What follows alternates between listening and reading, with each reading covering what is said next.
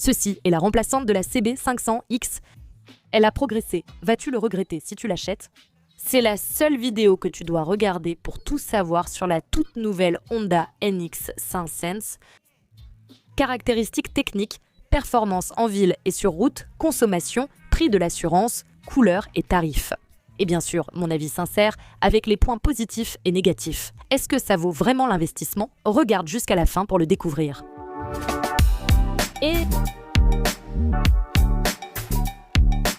Je suis Amanda Pagliari, voici la chaîne moto la plus charmante du Brésil avec l'une des vidéos les plus complètes sur 2 roues.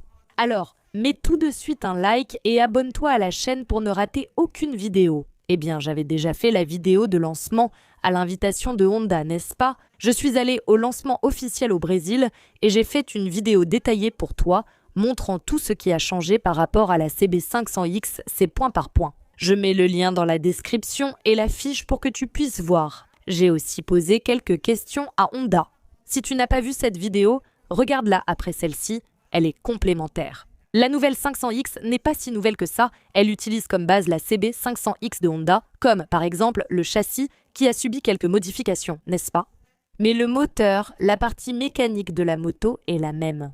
Par exemple, le moteur reste le bicylindre, un vieux connu de Honda, de la gamme 500 qui en réalité fait 21 cm3 avec refroidissement liquide. Il développe 49,6 chevaux de puissance maximale et 4,5 kdfm de couple et il a 6 vitesses. Elle avait déjà un embrayage assisté à glissement sur la CB500X, toujours présent sur la NX500. Et qu'est-ce que c'est que cette technologie? La technologie à glissement empêche le blocage de la roue arrière lorsque vous rétrogradez brusquement. La technologie assistée rend l'embrayage plus doux lorsque vous appuyez ici sur le levier. Mais finalement, qu'est-ce qui a vraiment changé? Plus que le look, c'est le concept qui a évolué. On est passé de CB à NX, c'est-à-dire qu'elle est devenue une crossover, encore plus crossover. En pratique, elle a perdu le bec, n'est-ce pas? Où est le bec? Il n'y a plus de bec. Et, selon Honda, cela apporte plus de stabilité sur la route. Donc, vous avez une moto avec un look encore plus inspiré du Dakar dans la lignée de la Sahara 300. Ici au Brésil, avec l'Africa Twin, on a une moto avec un avant plus proéminent. Dis-moi. Si tu préfères l'ancien look de la CB500X ou maintenant celui de la NX500, écris-le en commentaire ci-dessous. Bon, ici, les carénages sont en plastique, n'est-ce pas?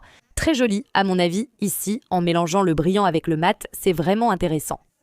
Nous avons eu un changement ici à l'avant de la moto. Avec ce nouvel ensemble optique, c'était déjà full LED. Sur la 500X, ça reste full LED, y compris avec cette configuration ici. Regarde, les 2 clignotants restent toujours allumés. C'est Honda qui a ajouté ça. Pour la sécurité, le véhicule devant vous remarque qu'il s'agit d'une moto grâce à cette configuration, ce qui vous apporte plus de sécurité. Alors, elle a l'air plus agressive? Moi, j'aime bien cet ensemble optique. Les clignotants arrière ici, ils ont cette technologie de freinage d'urgence SS. Quand vous freinez brusquement à une certaine vitesse, l'électronique gère tout toute seule. D'accord. Vous n'avez rien à faire, n'est-ce pas? Elle comprend qu'il y a eu un freinage brusque et active les clignotants. Ici à l'arrière, automatiquement, pour signaler au véhicule derrière qu'il s'est passé quelque chose, n'est-ce pas? Donc, cela vous apporte plus de sécurité. Eh bien, en ce qui concerne la bulle, il n'y a pas de réglage, n'est-ce pas? Sans réglage déjà, je vais en parler. Sur la route, s'il y a eu du vent, non. Quelle a été mon impression? En ce qui concerne les accessoires, Honda propose des accessoires pour elle. À la fin de la vidéo, je vais te montrer, d'accord, les accessoires d'origine. Mais ici, elle n'a aucun accessoire. Par exemple, elle ne vient pas avec une béquille centrale d'usine.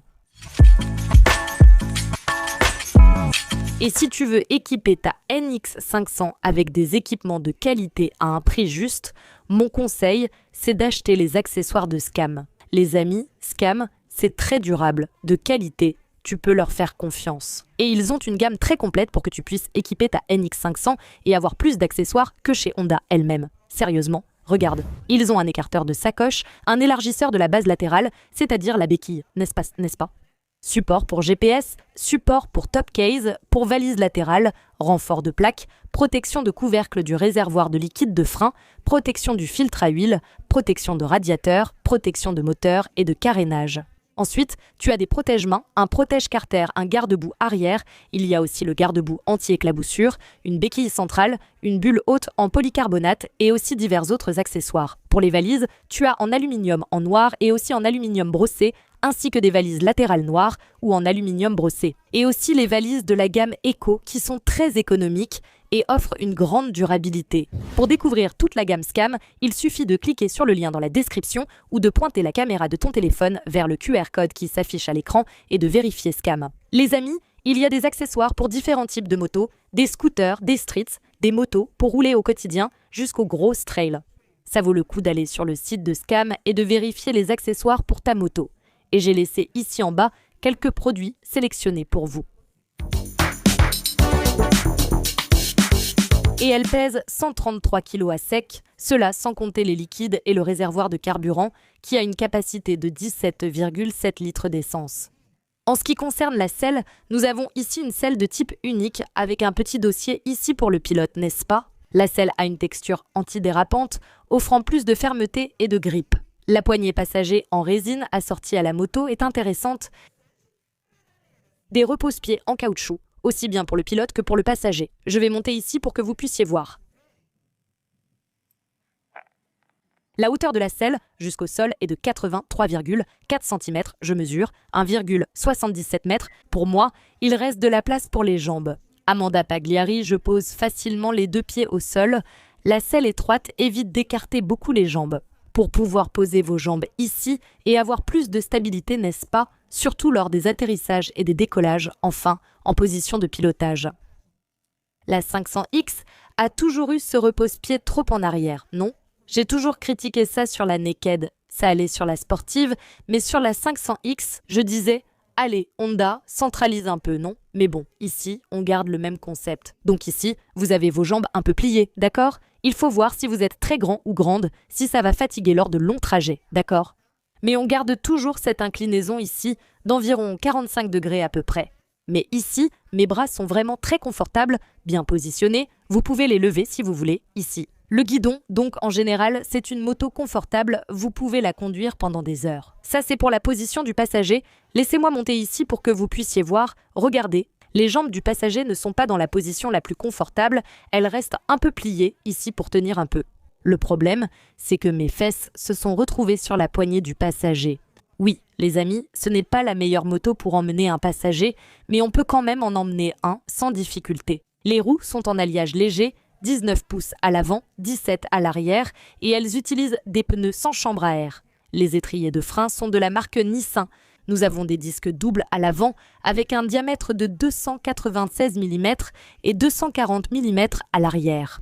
Les suspensions sont de la marque Showa avec une fourche télescopique inversée à l'avant sans réglage, mais elles conservent la technologie Showa SFF BP, qui, en somme, sépare l'hydraulique et la mécanique dans chaque tube de fourche. Il n'y a donc pas de réglage, n'est-ce pas? Je le répète, à l'arrière, nous avons le système ProLink avec 135 mm de débattement et un réglage de la précharge de la moto. Le tableau de bord est l'une des nouveautés ici, et nous avons ce format exactement comme celui de la NC Sept 150X, de la Transalp et de la Hornet 750. Mais attention, ce n'est pas le même tableau de bord, il n'a pas les mêmes informations. Les tableaux ne sont pas identiques, mais les dimensions restent les mêmes. Voici un tableau de bord complet. Je vais d'abord vous montrer quelques aspects de mise en page pour que vous puissiez le manipuler. C'est sur la poignée gauche et ici sur le tableau de bord, vous choisissez comment cela s'affiche. C'est écran car c'est en portugais du Portugal. Alors, ici, nous avons la barre qui est là, le cercle intéressant. Ici, regardez, c'est le compte-tours circulaire. Et nous avons aussi un qui est le simple, n'est-ce pas? C'est très simple, vraiment très simple.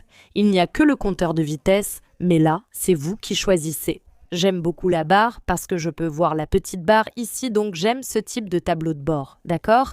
Et ce qui est sympa aussi, c'est que vous pouvez le modifier. Ici, en arrière-plan, je vais même mettre le fond en noir, vous pouvez le laisser en mode automatique, n'est-ce pas? Donc selon la luminosité, il change. Vous voyez ici, je laisse en noir pour que vous perceviez à quel point c'est sympa sur la NX.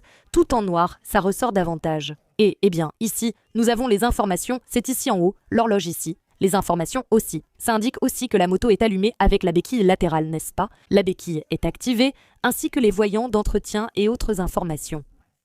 Compte-tours ici, le compteur de vitesse bien centré, l'indicateur de rapport engagé ici dans le coin gauche, la jauge de carburant, d'accord, et les informations de l'ordinateur de bord, nous les avons ici, aussi bien en bas, où vous avez des informations, disons, favorites, n'est-ce pas? Sur ça, n'est-ce pas? Vous pouvez ici choisir l'information de base à obtenir. Donc dans ce cas, ici c'est la vitesse moyenne, n'est-ce pas? Ici, l'odomètre total et là, l'indicateur de carburant sous forme de barre. Je n'aime pas trop. Ici, vous avez les kilomètres par litre, ce qui permet de voir si vous faites des économies. Mais il remplit la petite barre ici, Trip A ici. Nous avons sa consommation moyenne, celle de Trip A, et vous pouvez même avoir les consommations séparées, n'est-ce pas, par trajet. Donc, vous pouvez faire ville et route, mais bon, ici, en appuyant sur tous les boutons, vous avez la petite roue pour régler les paramètres de la moto. Et tout le reste, la langue, l'unité de mesure et tout ça. Ici, vous pouvez modifier le tableau de bord et ici, nous avons le point de changement. Donc cette moto, elle a le Shift Light qui indique le bon moment pour changer de vitesse, n'est-ce pas? Le bon moment, c'est vous qui allez le décider, n'est-ce pas? Ici, il est réglé à 8500 tours. Selon votre stratégie, vous effectuez cette action pour la remise à zéro automatique du trajet afin qu'elle se réinitialise. Vous pouvez l'activer ou non. Et ici, le HISS, c'est ce système de Honda très intéressant qui est un immobilisateur électronique. Même avec une copie identique de la clé, ça ne marchera pas à cause d'une puce intégrée. Vous pouvez désactiver cette fonction ici, mais je conseille de la laisser activer. Voilà, tableau de bord complet et voyant lumineux à l'extérieur. Il n'y a pas de mode de pilotage, mais nous avons le contrôle de traction, ce qui veut dire qu'il est activé. D'accord. Et si vous appuyez et maintenez ici sur la poignée gauche, il va se désactiver. Donc chaque fois que la petite barre est ici, cela veut dire que le contrôle de traction est désactivé. Ah, si vous redémarrez la moto, ce qui va se passer pour des raisons de sécurité, c'est que le contrôle de traction va toujours se réactiver. Donc, il ne restera désactivé que si vous le souhaitez vraiment, et tout ça. Ah, cette information en rouge ici, c'est seulement quand il y a une information de service, n'est-ce pas? C'est pour attirer vraiment votre attention. Après, elle disparaît sans problème. À l'extérieur, on trouve les voyants et l'information ABS. Tableau de bord très joli, super complet. Mais malheureusement, il n'affiche pas l'information de l'autonomie. Et pour protéger ce grand tableau de bord ici, qui ne doit pas être donné, mon conseil, c'est d'utiliser les films protecteurs de Protel. Après tout, je suis sûre que tu as un film protecteur sur ton téléphone.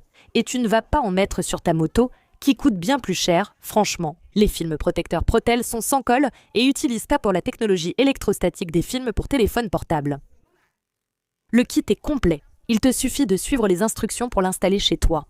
D'ailleurs, c'est le nouveau film Ultra HD qui protège 40% de plus que les autres. Il est ultra brillant et a une épaisseur de 0,42 mm.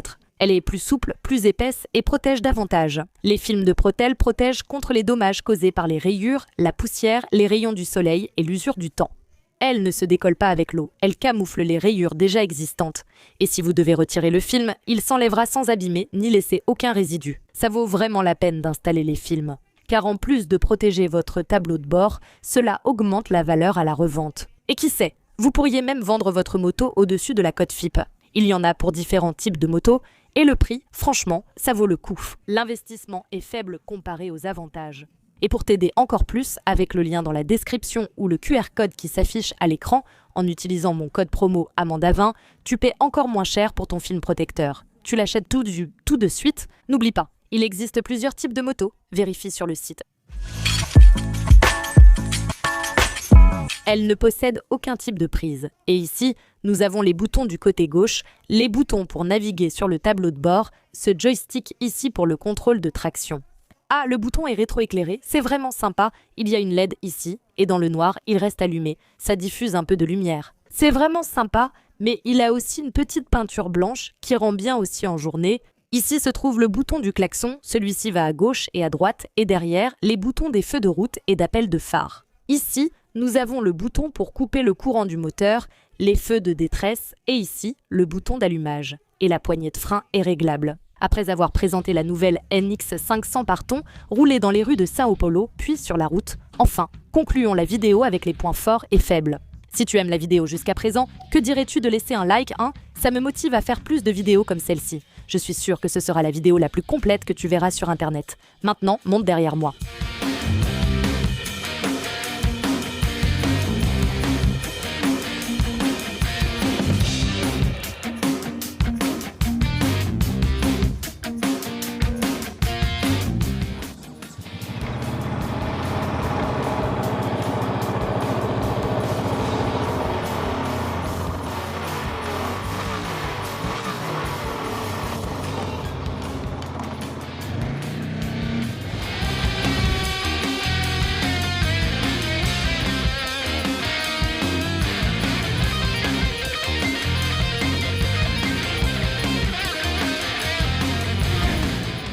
Pour rouler avec elle en ville, elle s'en sort très bien.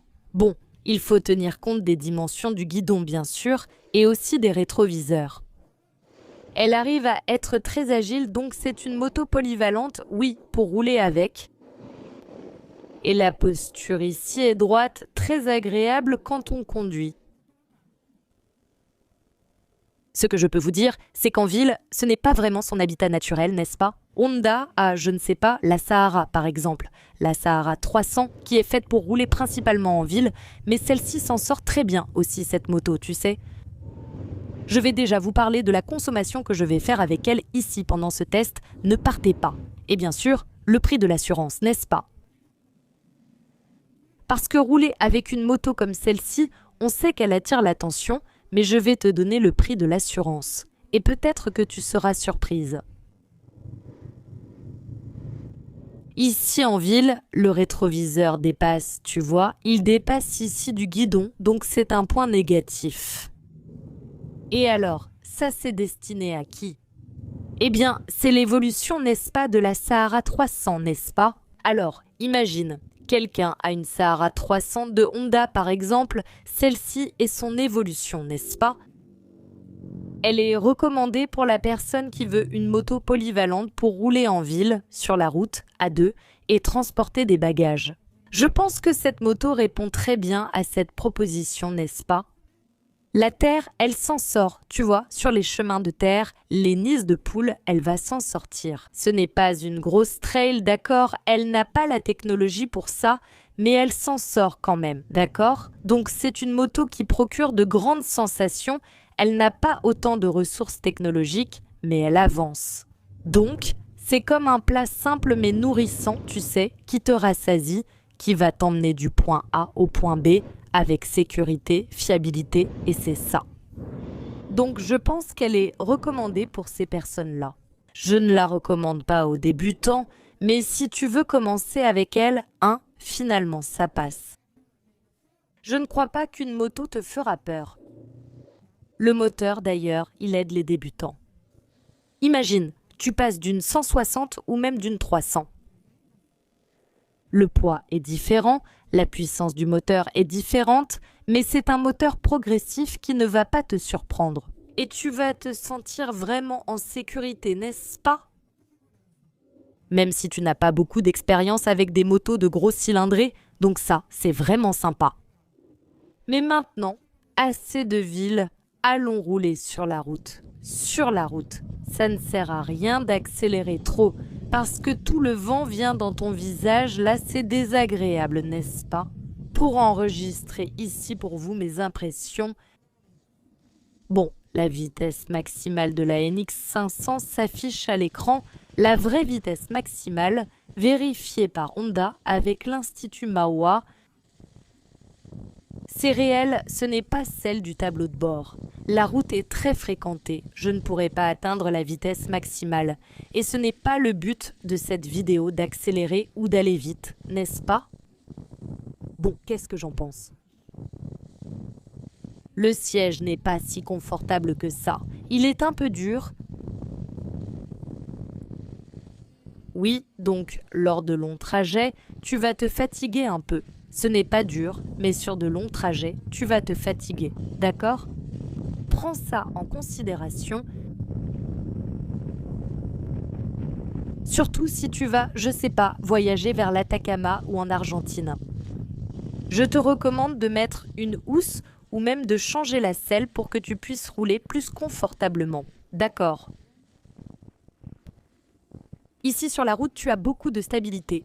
Elle se comporte très bien. La suspension fonctionne bien. C'est vrai que sur l'asphalte lisse, n'importe quelle moto va bien, n'est-ce pas?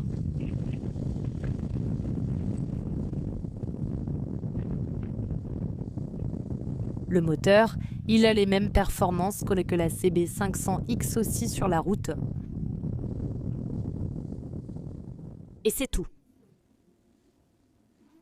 Agilité, maniabilité pour prendre les virages, vraiment, la moto prend très bien les virages, la partie cycle est vraiment bien réglée. Même en passant ici, là où il y a des camions, la moto est très stable, elle n'a pas d'amortisseur de direction, n'est-ce pas? Mais malgré cela, je l'ai trouvée stable. Le principal point négatif, c'est cette bulle ici, non? Malheureusement, elle vient bien ici à l'intérieur de mon casque, n'est-ce pas? Eh bien, les amis, ici sur la route, vous aurez une moto suffisante pour bien rouler. Elle n'est pas hyper méga puissante, donc elle ne va pas te donner de très grande vitesse, n'est-ce pas? La vitesse de pointe, mais elle s'en sort très bien en termes d'économie. Je vais bientôt vous parler de sa consommation. Et c'est ça, il y a beaucoup à dire. Je pense que le point positif, c'est qu'elle avance. Les amis, c'est une moto qui sur la route, elle se débrouille très bien. Je crois qu'il y a aussi la question des points négatifs. Non, la bulle ne va pas.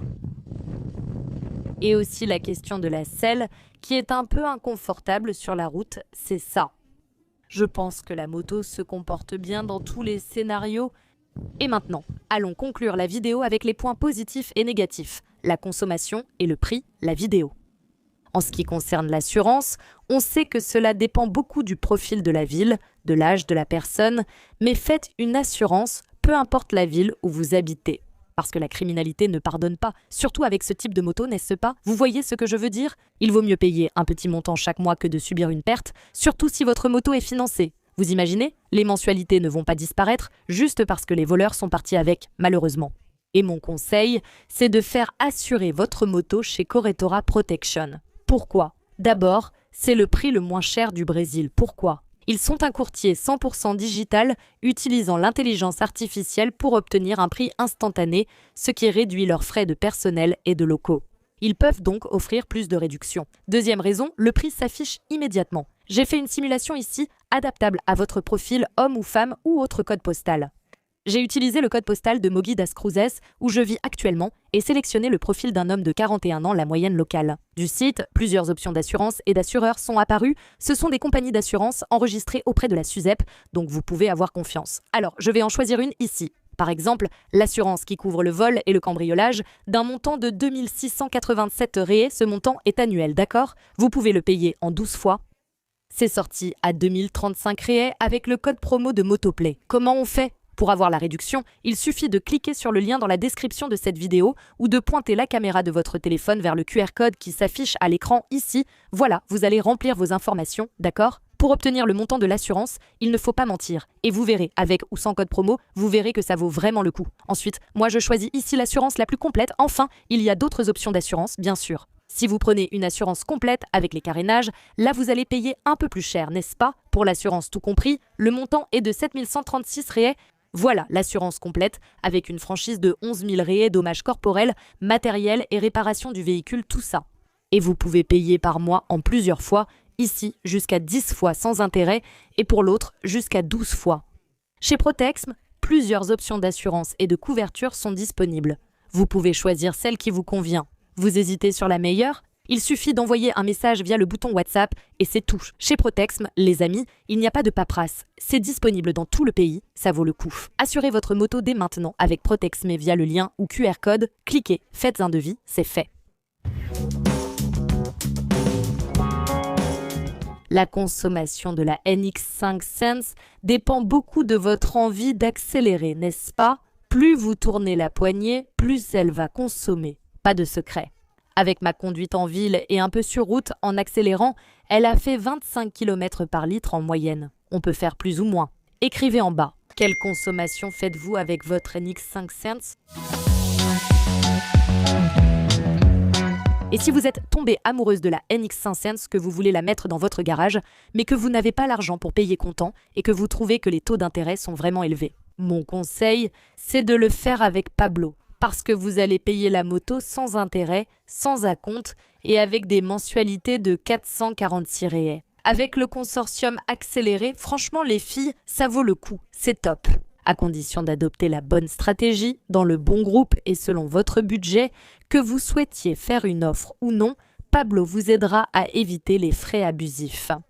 Moi, ici, par exemple, Amanda Pagliari, j'ai un consortium immobilier, je suis en train de me préparer ici pour construire ma maison et j'ai donc fait le consortium, alors je suis en train de me préparer. Vous pouvez aussi vous organiser pour la NX5 Sense, une autre moto Honda, une autre marque, une voiture ou le bien immobilier de vos rêves. Vous pouvez aussi vous organiser, Pablo vous aidera. Il suffit de le contacter sur WhatsApp via le lien en description ou le QR code à l'écran. Scannez, accédez à son WhatsApp et envoyez un message « Salut Pablo, je viens de la chaîne d'Amanda, je veux ce bien immobilier, cette voiture ou moto. » Et il va vous aider. Il va vous offrir tout le service personnalisé que vous méritez. Rappelez-vous que vous venez ici de Motoplay pour obtenir cette mensualité à un prix réduit, d'accord? Contactez Pablo et réalisez votre rêve.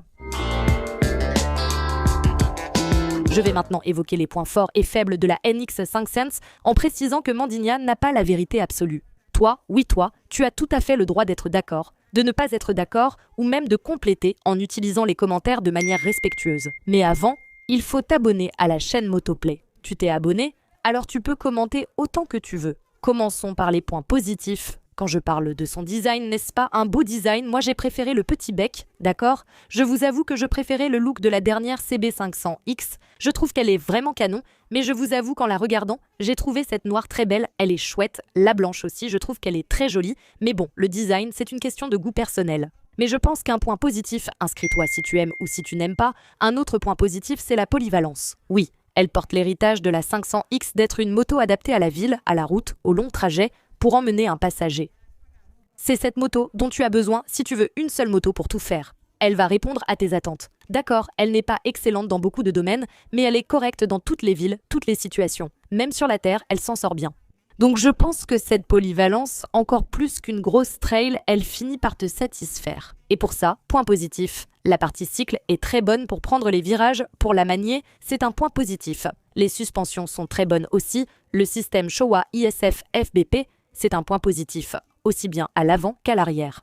La facilité de pilotage est un autre point positif, même si c'est une moto de moyenne cylindrée, c'est une moto qui t'aide. C'est très bien pour ceux qui passent des petites aux grosses motos, ils n'auront pas beaucoup de difficultés avec cette moto.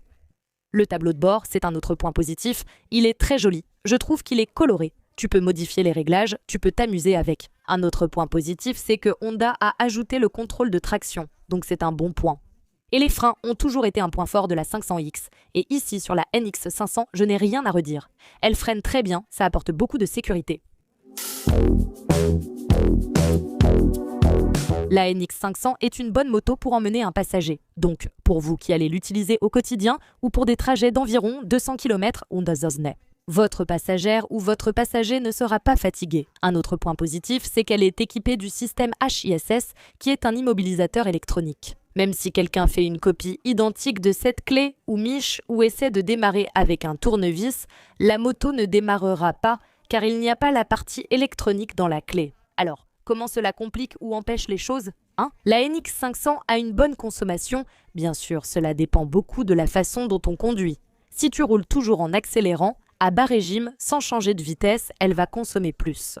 Mais ça a toujours été une caractéristique de la CB500X d'être très économique et la NX500 continue cet héritage. Donc c'est un point positif et un autre point positif, c'est l'autonomie. D'ailleurs, il y en a un ici de 17 litres, n'est-ce pas? Et en considérant une consommation moyenne de 25 km par litre, tu as plus de 440 km d'autonomie, cette moto. Donc c'est vraiment bien, surtout pour ceux qui aiment voyager. Et en parlant de voyage, elle propose le système Honda Assistance qui offre une couverture en cas de panne de la moto. Et tout ça, non seulement au Brésil, mais aussi dans certains pays d'Amérique latine. Donc pendant la période de garantie qui est de 3 ans, vous bénéficiez du Honda Assistance non seulement au Brésil, mais aussi à l'étranger. Je vais maintenant aborder les points négatifs, à commencer par le tableau de bord. Mais Amanda, tu as dit qu'il était bien ? Calme-toi, le tableau de bord est bien, il est joli, j'ai aimé, mais il présente quelques petits défauts, n'est-ce pas? Donc, le premier point négatif du tableau de bord, c'est qu'il n'offre pas de connectivité. Là, ce n'est pas vraiment la faute de Honda, parce que selon Honda, il n'y a pas eu assez de temps pour homologuer auprès des organismes compétents. Si je ne me trompe pas, c'est l'Anatel, donc malheureusement, ils ont lancé sans homologation donc, n'est-ce pas? Mais ça reste un point négatif, car la version européenne a la connectivité avec le système, le Honda Road Sync, ici, il n'y en a pas. Concernant le second point négatif du tableau de bord, là c'est bien la faute de Honda, car au Japon, ils n'ont pas indiqué l'autonomie. Donc, aucune info sur l'autonomie, la distance possible ou l'essence restante dans le réservoir. C'est très important pour ceux qui voyagent, ça manque vraiment ici, Et dans ce domaine du voyage, c'est sûr. La bulle sans réglage est un point négatif, comme vous l'avez vu sur la caméra embarquée. Tout est arrivé directement sur mon casque. Il n'y a pas eu une bonne aérodynamique, donc point négatif pour la bulle. Une chose que je n'ai pas aimée, c'est la selle, que j'ai trouvée un peu dure pour les longs trajets. Au-delà de 200 km, ça devient inconfortable. En plus des repose-pieds un peu reculés, donc c'est un autre point négatif, je vais le garder.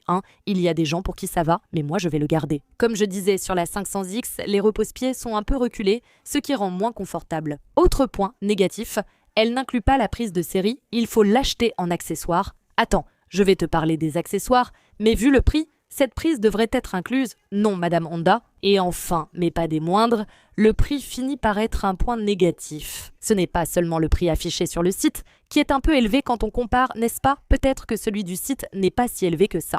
D'accord.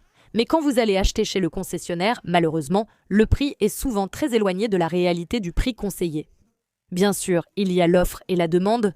Honda ne peut pas obliger les concessionnaires à appliquer le prix qu'elle suggère. Le concessionnaire peut fixer ses propres coûts, le prix qu'il veut, en fonction de l'offre et de la demande. S'il y a des gens qui paient, alors ils vont mettre un prix beaucoup plus élevé, mais cela finit par être un point négatif parce que ça s'éloigne du prix conseillé, et le prix conseillé n'est pas si bas que ça. Finalement, cela complique la tâche pour nous, simples mortels, de l'emporter chez nous. Et pour faire un essai de la nouvelle NX500 ou l'acheter dans les meilleures conditions de São Paulo, mon conseil, c'est d'aller chez Japauto. Il y a 32 magasins répartis à São Paulo, dans la grande São Paulo, à Alphaville, Campinas, Itu, Sorocaba. Il y a plein de magasins avec le meilleur service et aussi les meilleures conditions d'achat. Ils reprennent votre moto d'occasion, quelle que soit la marque, offrent un financement facilité avec des partenaires et plus encore. Avant d'acheter une Honda, contactez Japauto. Appelez ce numéro pour un devis, mentionnez Motoplay, négociez le prix et dites que vous venez de la chaîne de Mandinha. Dites que vous voulez acheter la NX ou une autre Honda, ils vont vraiment bien vous accueillir. En plus, certaines boutiques proposent des essais et ce n'est pas facile de trouver des essais. Pas chez Honda, mais Japauto en a. Vérifiez auprès d'eux quelle boutique propose un essai près de chez vous pour finaliser l'achat de votre Honda.